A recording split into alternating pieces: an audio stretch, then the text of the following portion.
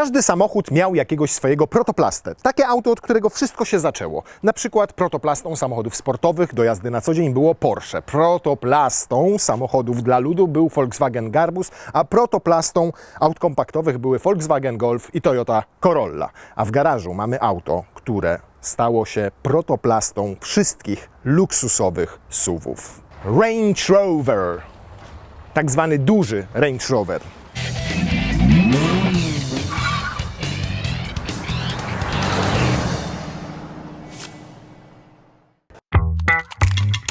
Szukasz nowego samochodu? Zajrzyj na autoplaneta.pl. Na stronie znajdziesz setki nowych modeli dostępnych od ręki. Link w opisie tego odcinka. Jak tak na niego patrzycie, zerkacie po raz pierwszy, to możecie odnieść wrażenie, że to tylko facelifting, bo jest tak bardzo podobny do poprzednika, ale to nieprawda, bo auto zbudowano całkowicie od podstaw na zupełnie nowej platformie MLA Flex High, która jest dostosowana również do pluginów, czyli do silników zelektryfikowanych. Całe nadwozie zyskało większą sztywność, a stal jest teraz spawana laserowo. Auto urosło, bo jest o 5 cm, a dokładnie o 52 mm dłuższe niż poprzednik i ma teraz 5 metrów i 5 cm w takiej normalnej wersji, bo nasza nie jest normalna, jest ponieważ jest to LWB, Long Wheelbase, wydłużona o 20 cm, czyli ma 5 metrów i 25 cm. Rozstaw osi to 3 metry 20 cm bez 3 mm. Z lusterkami jest szeroki na ponad 2 metry 20 cm, a jego wysokość to 1,87 m. Zobaczcie, prawie tyle co ja. I to w tym położeniu zawieszenia takim neutralnym, optymalnym, bo oczywiście ma pneumatykę. Jest zatem tak wielki, że powinien mieć własny kod pocztowy. A z wyglądu zmienił się niewiele, ponieważ Brytyjczycy wychodzą z założenia, że te wszystkie kąty, te przetłoczenia, to tamto, siamto bardzo szybko się starzeje, a ten samochód ma być gładki jak tafla szkła. Dlatego jest tutaj naprawdę bardzo dużo płaskich powierzchni. Zobaczcie, zderzak nie ma żadnego przetłoczenia, żadnego wcięcia, żadnych ostrych kątów. Jest zlicowane są te reflektory. W naszej wersji autobiografii są już cyfrowe.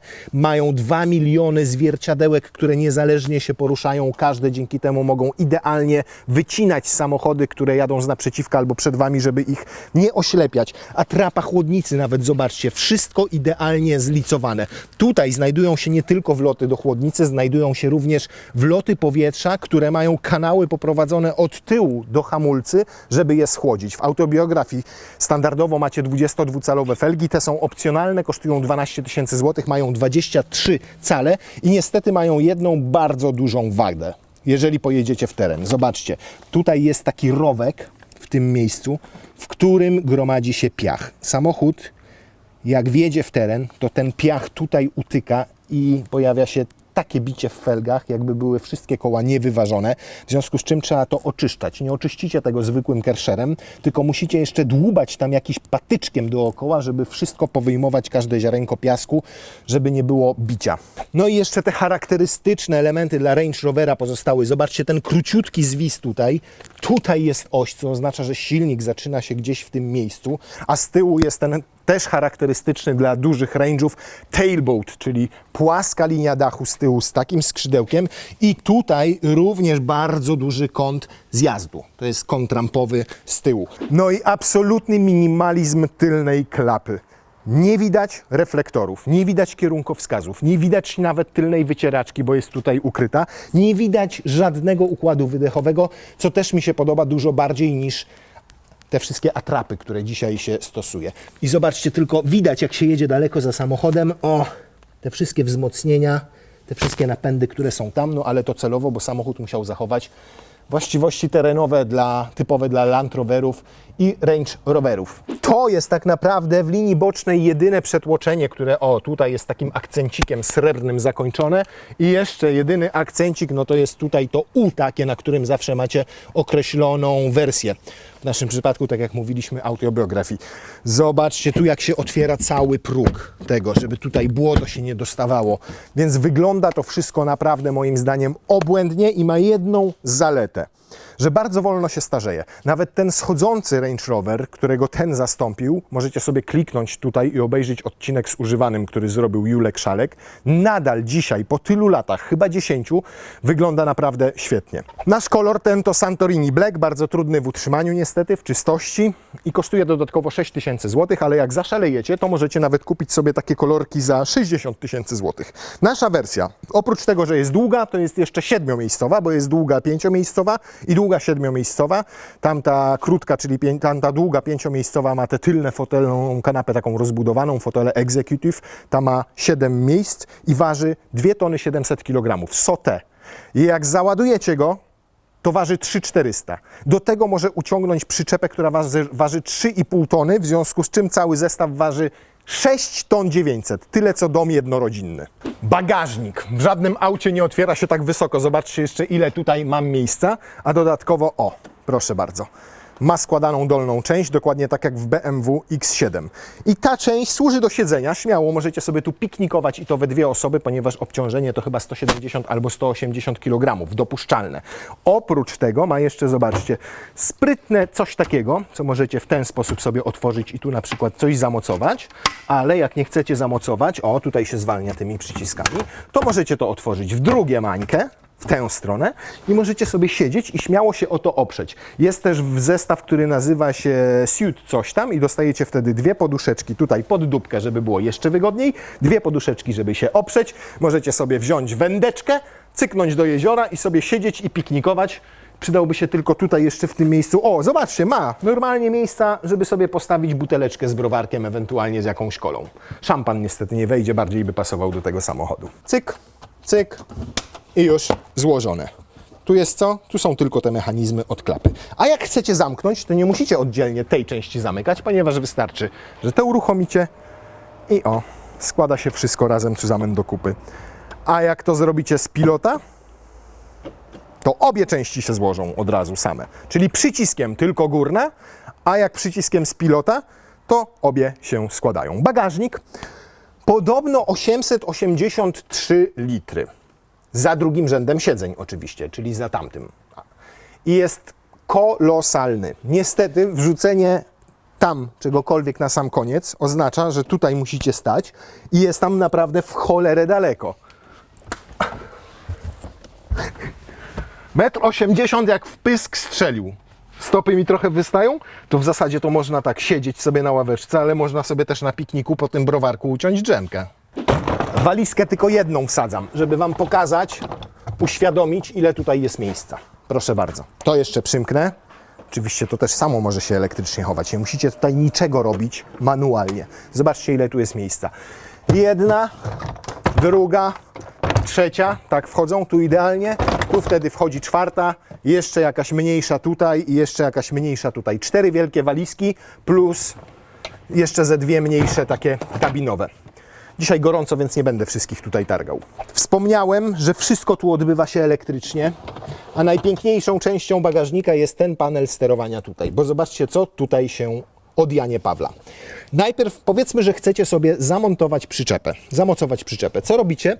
Najpierw maksymalnie obniżacie samochód. Obniża się wtedy o 50 mm na tym pneumatycznym zawieszeniu. Lenar, pokazałeś to? Silny już dawno by tam był. Obniża się wtedy o 50 mm tutaj.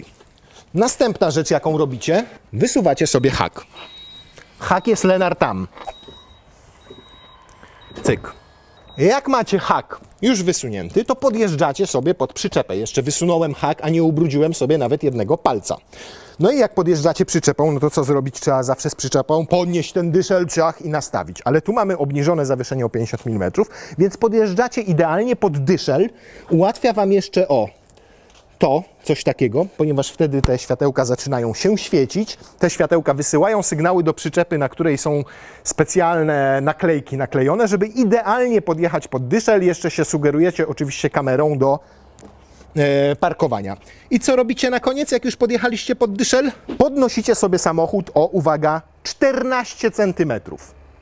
50 mm obniżyliśmy, po to, żeby teraz podnieść go o 14 cm. Dyszel macie już na haku. I nie ubrudziliście sobie jednego paluszka przy tym wszystkim. I zobaczcie, jak wysoki teraz jest próg załadunkowy. Tutaj. majne bioderko. Ale to jeszcze nie wszystkie funkcje tych magicznych przycisków, bo teraz chcecie postawić sobie trzeci rząd siedzeń, powiedzmy, nie? No to oczywiście pyk, robicie to w ten sposób. Ale Lenart, teraz pokaż. I sobie, wstają fotele. Ile tu się teraz mieści? Tej danej akurat nie podają w Range Roverze, ale karoseria jest po to, żeby to sprawdzić. Wchodzi jedna duża walizka, tu po bokach trochę mniejsze i to będzie niestety na tyle. Mam nadzieję, że się zamknie. Nie zamknie się, słuchajcie, przez to. Pyk. Więc podejrzewam, że lepsze będą kabinóweczki z materiału i wtedy może 4 tutaj ustawicie jedną obok drugiej.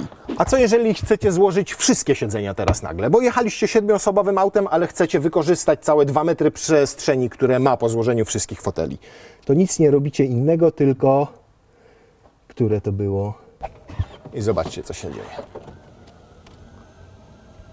Wszystko. Obniża zagłówki elektrycznie, przesuwa wszystkie fotele do przodu i proszę bardzo, płaska powierzchnia, 2000 litrów.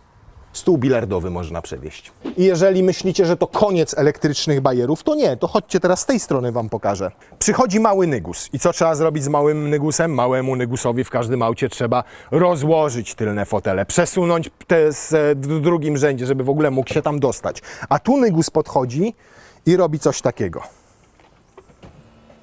Zobaczcie, przedni fotel się przesuwa nawet, żeby ten miał więcej miejsca. Ten leci sobie do przodu.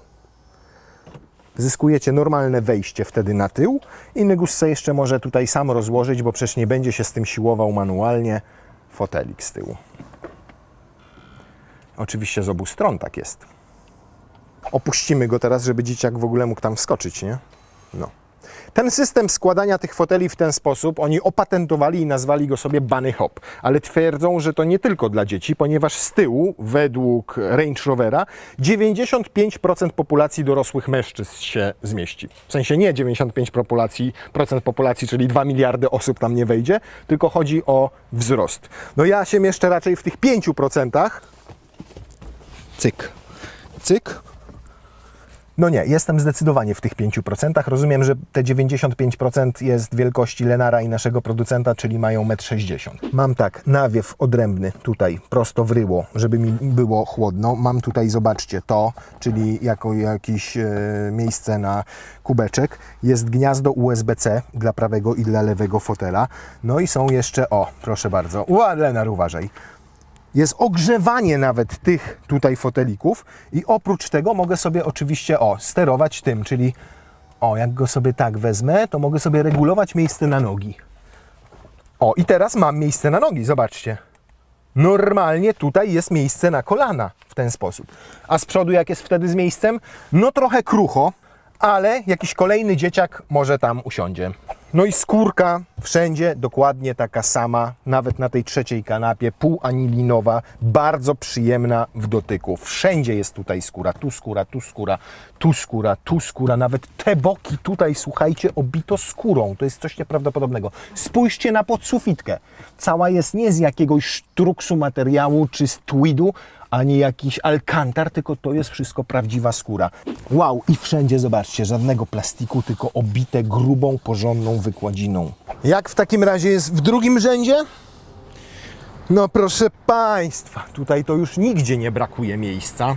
Oczywiście, w drzwiach mamy sterowanie elektryczne i 3 programy pamięci, czyli dla 3 osób można to zaprogramować. Do przodu się przesuwa, przesuwa się. Do tyłu się przesuwa, przesuwa się. W górę jedzie nawet, słuchajcie, tu mogę sobie zwiększyć, widzicie?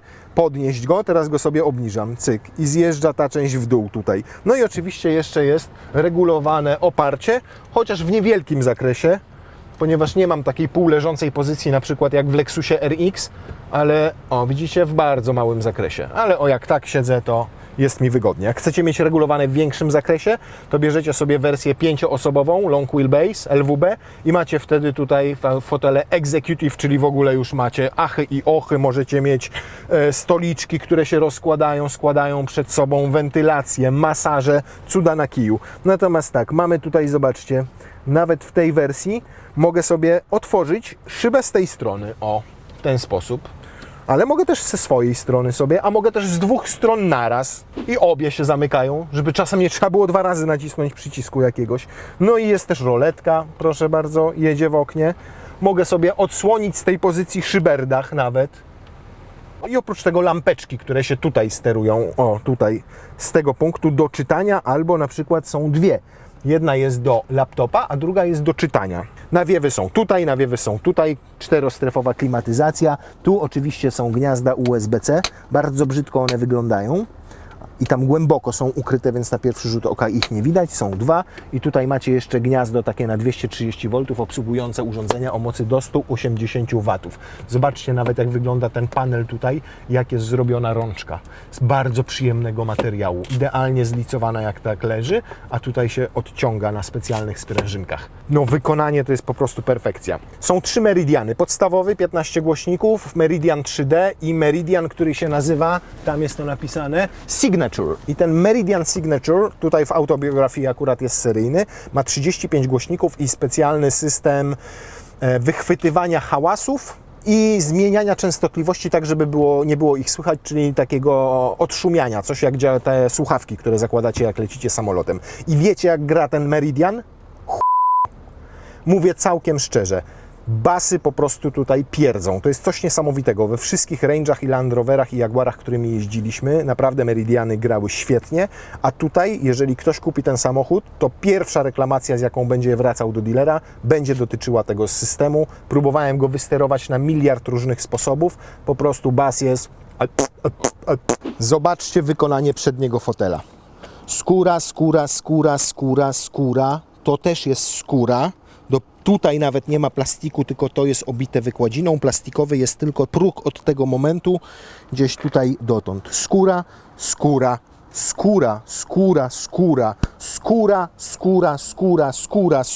Wszystko skóra, nawet to jest skóra, tu dopiero jest plastik. To jest coś niesamowitego, jak nadal Brytyjczycy potrafią w te rzeczy. I drażnią naprawdę przez to, ile tu jest tej skóry. Nawet tu, zobaczcie, ten środek tu jest przyjemny i miękki, a tu jest obszyty wykładziną. Więc nic tam nie będzie latało, zobaczcie. Wow! I przez to, jak to jest wszystko zrobione ładnie, solidnie, porządnie, stylowo, ile tu jest dobrych materiałów, to drażnią cholernie takie elementy jak to. Znowu Meridian i znowu Signature. Ktoś z inżynierów przyszedł i zapytał, ile głośników zrobiliście w naszym flagowym Meridianie? 33. K***a, o 2 za mało. Dojebać jeszcze 2. Gdzie? Nie wiem, gdziekolwiek. W bocznych drzwiach. Bo ten element jest po prostu jak pryszcz na czole pięknej modelki. Po prostu na niego jedziecie i na niego patrzycie, no. Tu też stylistyka pozostała zachowawcza, tak jak w poprzedniku. Natomiast no, pojawił się ogromny ekran, ponieważ on ma ponad 13 cali i jest delikatnie zakrzywiony. Mamy cyfrowe zegary, zobaczcie jak ładnie umieszczone, fajnie, że nadal mają daszek.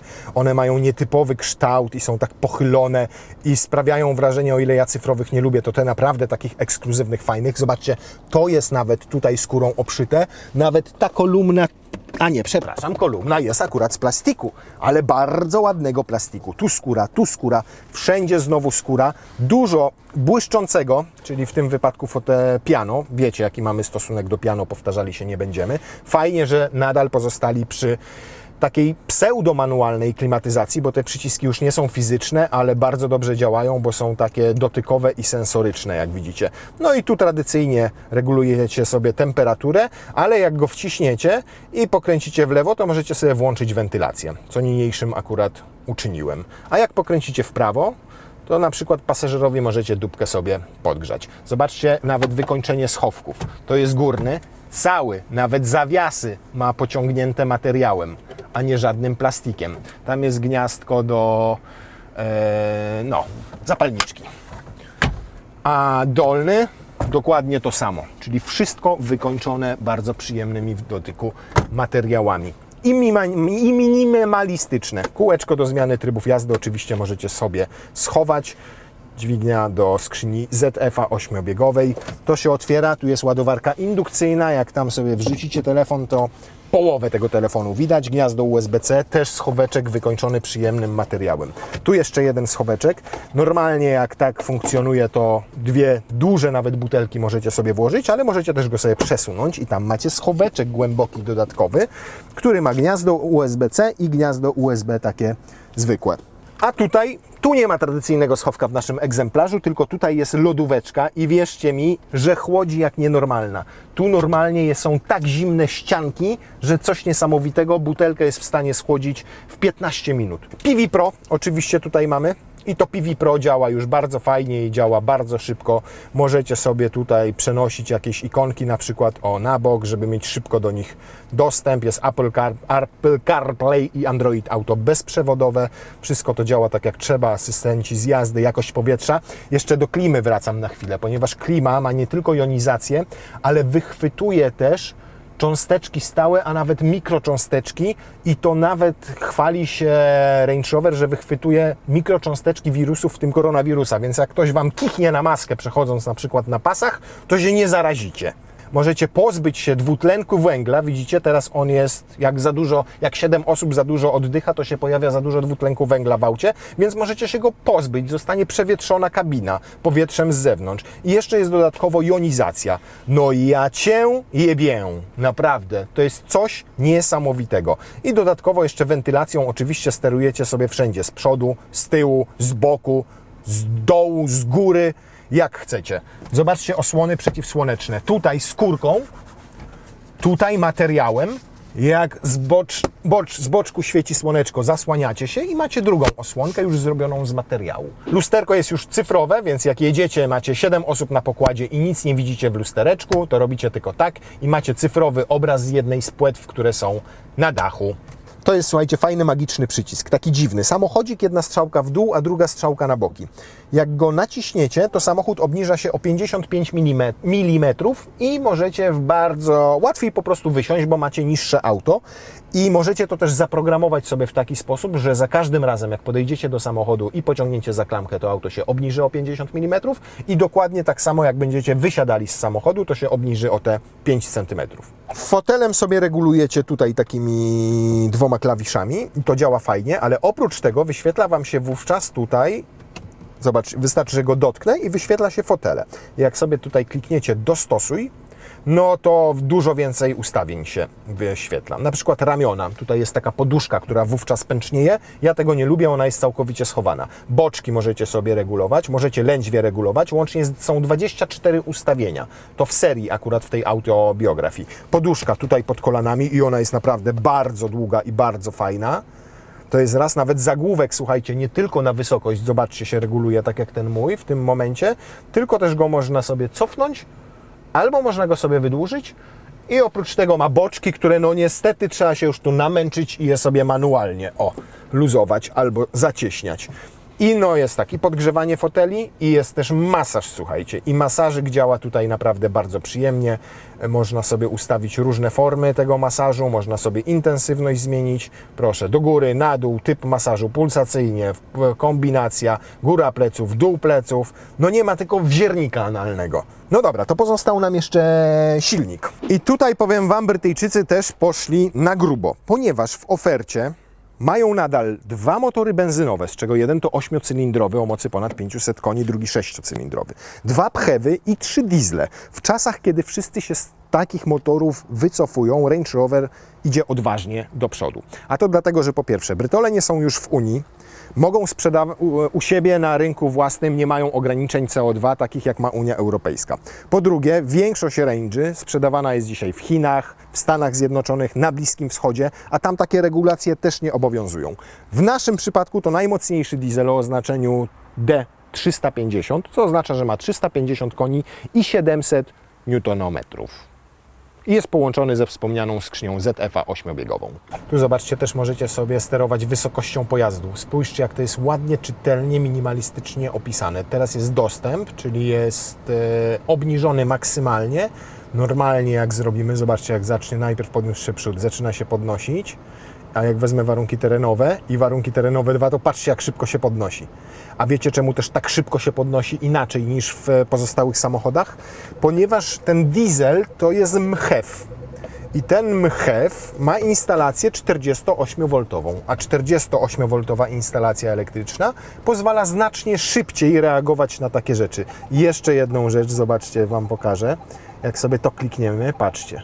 Mogę sobie obracać samochód, widzę cały podjazd do tego stopnia, że na przykład nie wiem, czy zawadzę o bramę w tym punkcie, to sobie klikam tę kamerę, widzicie, brama, jadę i widzę, że się zmieszczę. Tak jakby tam stał ktoś z kamerą.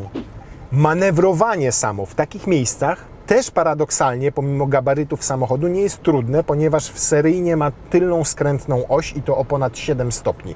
Więc średnica zawracania taką lorą to jest porównywalna z samochodami kompaktowymi. Natomiast jak jedziecie po takiej dosyć wąskiej drodze, to macie wrażenie, że nie mieścicie się na własnym pasie ruchu. 2 metry i 2 cm bez lusterek, 2 metry 20 cm z lusterkami.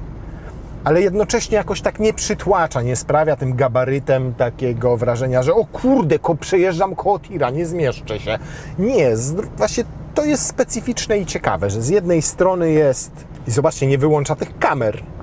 Ale jaja. No i to jest zaleta pneumatyki, proszę bardzo. Jak wybiera ładnie. I ona sobie dostosowuje wysokość tego zawieszenia zależnie od tego, w jakich warunkach jesteście, w jakich warunkach jedziecie.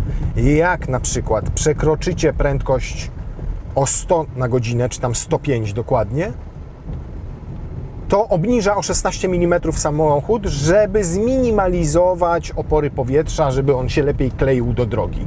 Jak wjeżdżacie w teren i włączacie tryb terenowy, no to sobie podnosi samochód. Natomiast ma jeszcze kilka innych zaawansowanych systemów, które z nią współpracują. Na przykład system Active Dynamics, który tak jakby sprawdza automatycznie, po jakiej drodze jedziecie i do tego dostosowuje siłę tłumienia amortyzatorów, po to, żeby lepiej wybierać nierówności, a na przykład jak wchodzicie w zakręt, to żeby usztywnić zawieszenie. Oprócz tego ma coś takiego jak inteligentne przewidywanie toru jazdy, to znaczy czerpie dane z nawigacji i wie na przykład, że zbliżacie się do zakrętu. I jak wie, że zbliżacie się do zakrętu, to wkracza do akcji jeszcze inny system, który nazywa się Dynamics Response Pro. Co on robi? On usztywnia prawe albo lewe amortyzatory, albo każdy niezależnie, po to, żebyście mieli mniejszy przechył. No i skoro jesteśmy przy tych wszystkich technicznych rzeczach, to oczywiście mamy tu napęd na 4 koła, stały napęd na 4 koła, taki typowy range'owy, który ma system dystrybucji tej mocy i momentu obrotowego nie tylko pomiędzy przodem i tyłem, ale także pomiędzy tylnymi kołami niezależnie, z aktywnym mechanizmem różnicowym. I centralka steruje wszystkim. Jedna centralka steruje wszystkim, i centralnym mechanizmem różnicowym, i tym z tyłu. Jak jedziemy sobie spokojnie, stabilnie, to 100% mocy i momentu trafia tylko na tylne koła po to, żeby oszczędzać paliwo. Natomiast jak tylko dodaję gazu, jak wchodzę w zakręt, jak pojawia się uślizg, to system sam decyduje, ile ma mocy i momentu przekazać na przód, a ile ma zostać z tyłu, a jeszcze z tyłu dodatkowo, ile ma być na którym kole.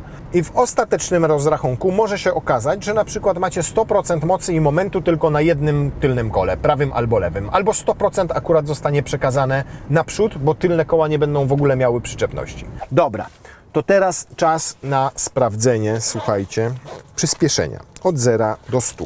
Według danych fabrycznych to 6,4 sekundy. Szybko, jak na samochód, który waży 2 tony 700, ale zobaczymy, jak pokaże praktyka.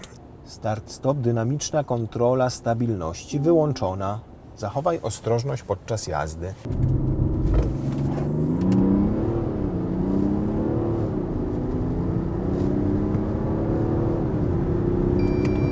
Siedem i 3. 0,9 gorzej niż twierdzą Brytole. Cichość! O, była... Poczekajcie, bo teraz dopiero się zaświeciło dynamiczna. Za lekko hamulec wcisnąłem. Teraz funkcja Dynamic Launch została włączona, to może teraz pojedzie. Skrzynia jest w sy, jak widzicie. Tak jakby szybciej troszkę. No, znacznie. 7,1. Jest. Dynamic Launch została włączona.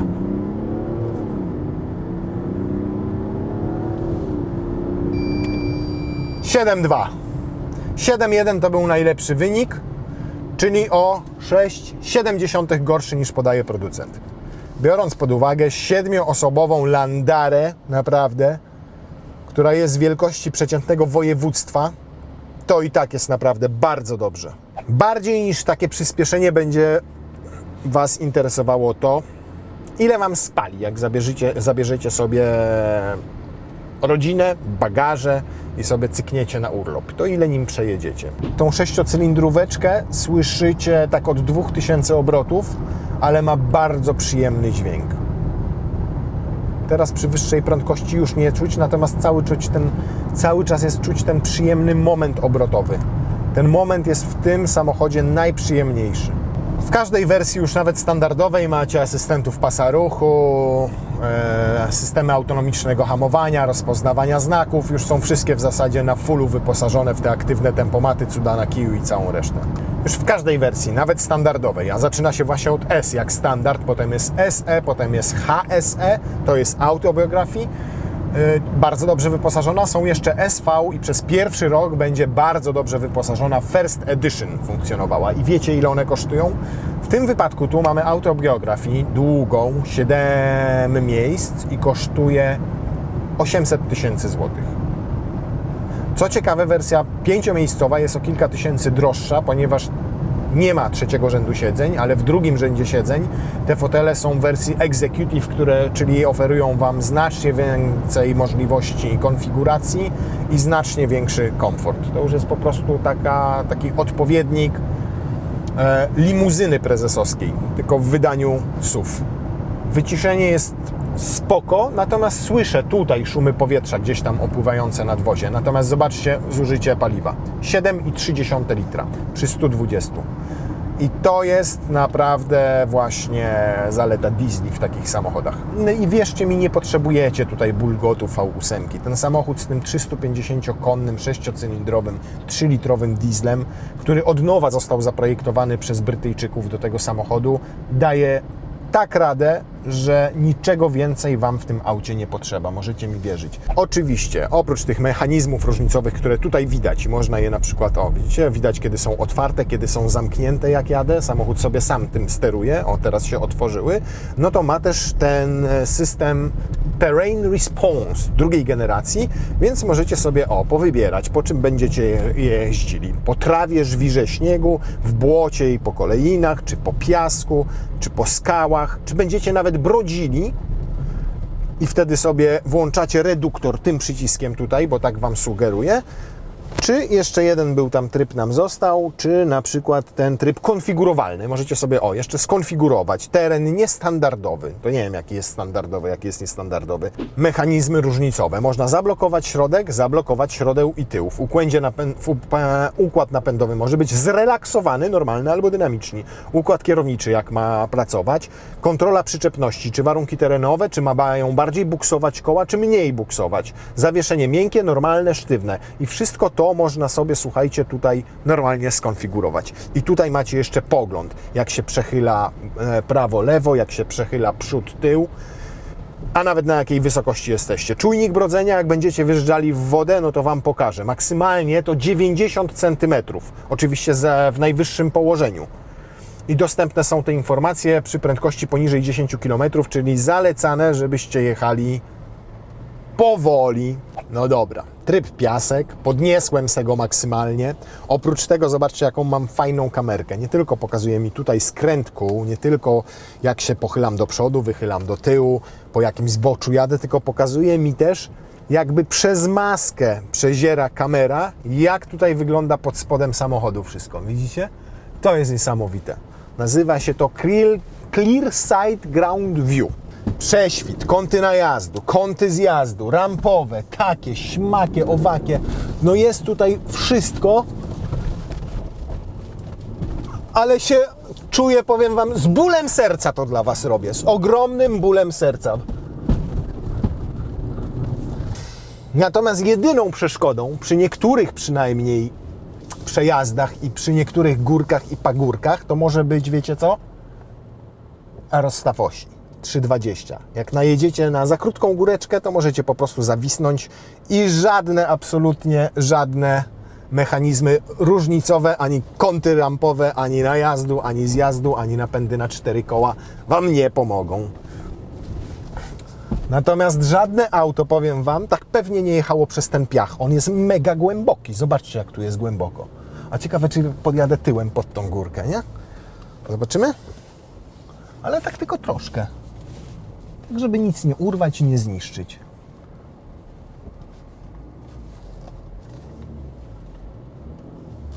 Kurna, to jest niesamowite, wiecie, zobaczcie. I on jedzie, zobaczcie, jedzie. Cały czas jedzie. O, teraz nie jedzie. Ale jak mu włożę reduktor, to co, to pojedzie?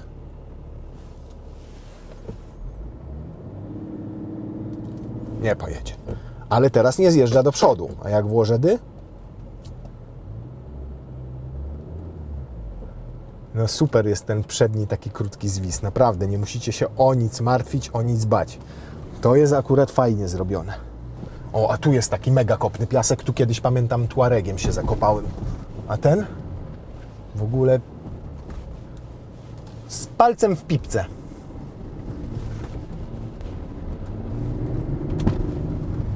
No powiem Wam, zero strachu w tym samochodzie, jeżeli chodzi o teren. Macie świadomość, że krótki jest ten przedni zwis. Macie świadomość, że ma naprawdę mega duży prześwit. Macie świadomość, że te mechanizmy różnicowe tutaj działają. O, coś weszło chyba w hamulce.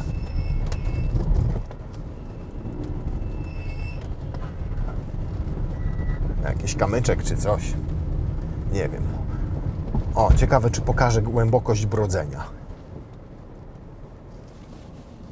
Nie, no tutaj nie ma co pokazywać. Dobra, jedziemy. Oj, tutaj jaki. Oż ty w mordę.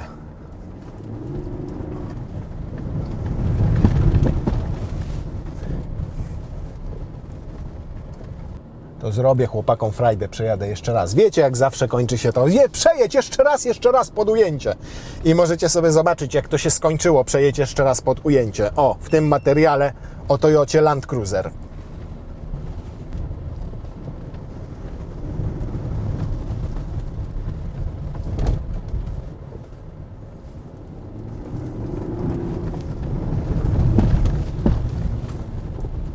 Niesamowity jest ten samochód. Niesamowity jest z wielu względów. Po pierwsze, przestrzeni i wielkości. Po drugie, jakości wykończenia materiałów, jakie do tego użyto. Tego, jak jeździ po asfalcie, ile paliwa zużywa, jak przyjemnie się w nim przebywa i jeszcze do tego ma takie właściwości terenowe. Z jednej strony Gran Turismo tylko w SUV-ie, jak jedziecie gdzieś w trasę. Z drugiej świetny samochód do jeżdżenia w naprawdę trudnym terenie.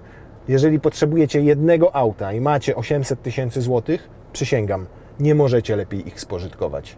I w dodatku dostajecie jeszcze w gratisie jedno. Range Rovera, który pozostał sobą. Jest inny, oryginalny, wyróżnia się, a jak ludzie patrzą na Was w tym aucie, to nie mówią, że jesteście dupkami albo Wam odbiło. Tylko mają Was za porządnego, uczciwego właściciela firmy, który dobrze płaci swoim pracownikom, jednocześnie ma żonę, 4 dzieci i wszystko mu w życiu wyszło.